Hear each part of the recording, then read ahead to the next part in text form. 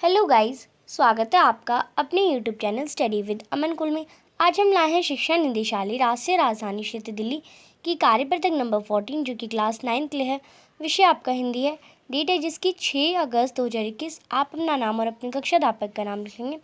तो आज के आपकी वर्कशीट में आपको एक पैराग्राफ एक पोएम सी दे रखी है जिससे आपको पढ़ना है और उससे रिलेटेड कुछ क्वेश्चन से आंसर करना है। प्यारे बच्चों, अपने अंदर की बुराइयों को ख़त्म करना और अपने डर को दूर करना बड़े ही साहस का काम होता है।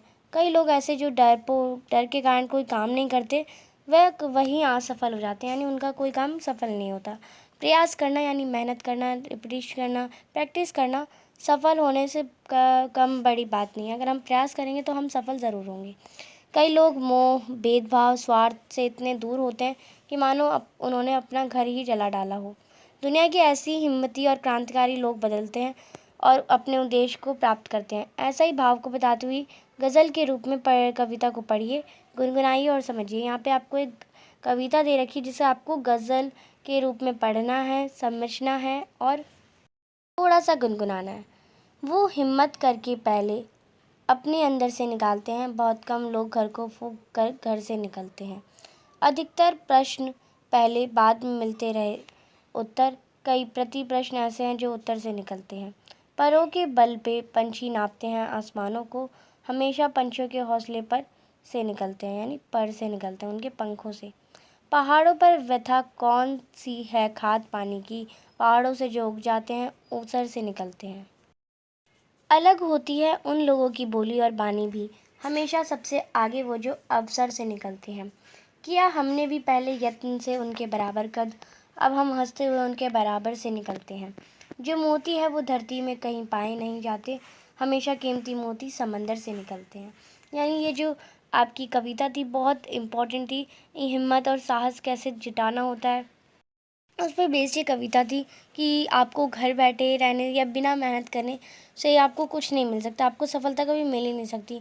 जो पंछी होते हैं वो आसमान का रास्ता कैसे नापते हैं, जब वो अपने पर यानी पंखों से उड़ते हैं तभी तो नापते हैं। ये आपको पता है।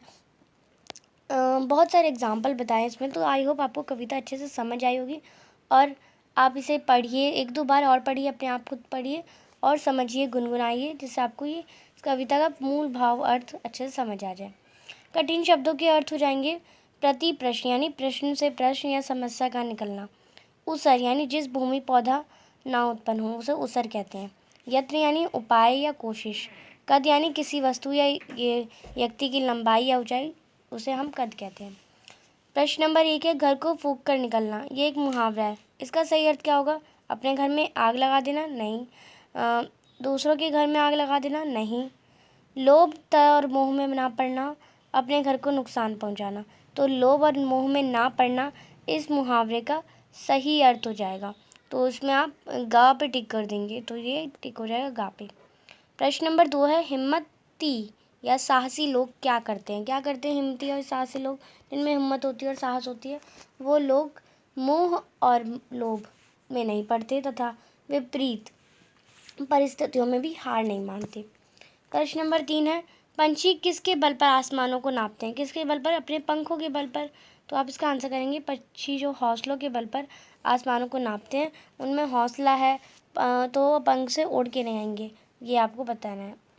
प्रश्न नंबर 4 है जिस प्रकार के पेड़ पौधों को उगने के लिए खाद पानी की ज़रूरत होती है, उसी प्रकार हमें जीवन में आगे बढ़ने के लिए और किन किन चीज़ों की ज़रूरत है? यानी हौसले की हमें ज़रूरत है, हिम्मत की ज़रूरत है। हमें जीवन में आगे बढ़ने के लिए हिम्मत, साहस, मेहनत की ज़रूरत होती है। प्रश्न नंबर 5 है हमें दूसरे लोगों से बराबरी करने के लिए या किसी से आगे बढ़ने के लिए क्या करना चाहिए? यानी किसी से हमें आगे बढ़ने के लिए हमें लगातार मेहनत करनी चाहिए। इसके लिए हमें साहस के साथ साथ लगातार मेहनत करनी चाहिए। प्रश्न नंबर 6 है निम्नलिखित पंक्तियों का भाव लिखिए। जो मोती है वो धरती में कहीं पाए नहीं जाते, हमेशा कीमती मोती समंदर से निकलते हैं। तो इसका अर्थ हो जाएगा इन पंक्तियों का भाव ये है कि बड़ी सफलता हमें आसानी से नहीं मिलती, बल्कि उसके लिए हमें उतने ही अधिक प्रयास की आवश्यकता होती है।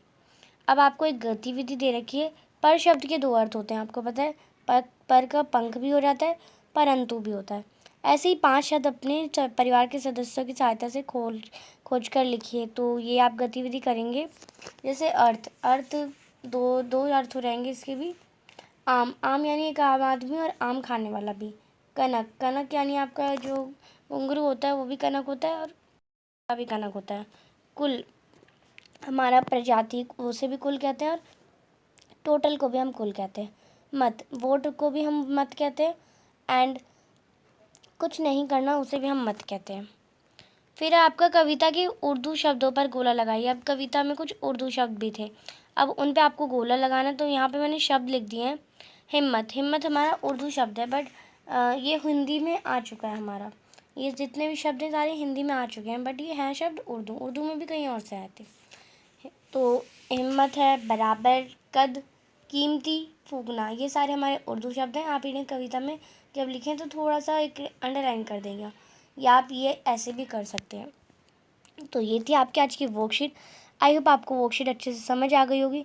अभी तक आपने मेरे चैनल को सब्सक्राइब नहीं करा है तो प्लीज़ मेरे चैनल को सब्सक्राइब करें और उसके बाद आने वाले बेल आइकन को प्रेस करें, जिससे आपको हर वीडियोज़ के नोटिफिकेशन टाइम से मिलते रहें। हम आपके लिए इतनी मेहनत करते हैं तो आप एक सब्सक्राइब तो ज़रूर कर सकते हैं। आपकी एक सब्सक्राइब से मुझे बहुत खुशी मिलती है। ये वीडियो अच्छी लगी तो इसे लाइक करिए, दोस्तों के साथ शेयर करिए और आपने अभी तक हमारा टेलीग्राम ग्रुप ज्वाइन नहीं किया है तो आप उसे ज्वाइन कर सकते हैं और आप हमें इंस्टाग्राम पे भी फॉलो कर सकते हैं। Thanks for watching video. Bye bye guys.